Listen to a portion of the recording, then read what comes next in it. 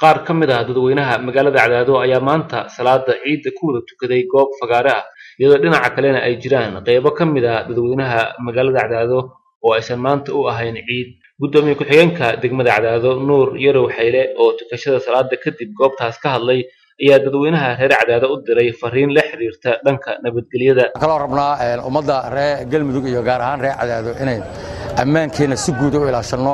sababtoo ah maanta wanaagaas iyo barwaaqadaas oo cidna waardiyaheeda aan la arag waxaan uga qayb qaadanay waa Ilaahay awoodiisa iyo anagoo gacmaha is heesanna oo aan ammaankeena inaan wada xagsano taasna waa idin rajaynaynaa insha Allah haddii raali ka dhigo iideedana waxaan rajaynaynaa in ummadda islaamku ay mid isla noqdaan awoodooda middo maadaama ay ciidani tahay ciidii gowraca isla markaasna la qalo xoolo fara badan loogana faa'iideeyo dadka danyarta ah ayaa ciidani waxay ahayd mid ka duwan ciidihii hore mana ka jirto ciidan magaalada Cadaado goob loogu xoolo qalay dadka danyarta ah halkani waa mid ka mid ah kaamka barakacayaasha ee magaalada Cadaado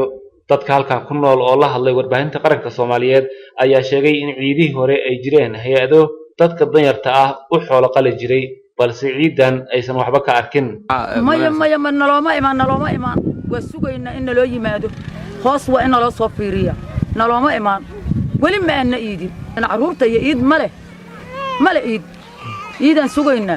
waxaan ku faraxna sugayna anaga intaas wada fiirsan wada qaajar leenahay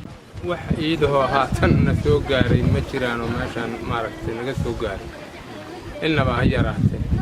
wixii Ilaahay noogu keenan ku sugnaa insha Allah عبد الحسن أبوه وربعين تقارن كصوماليات عداده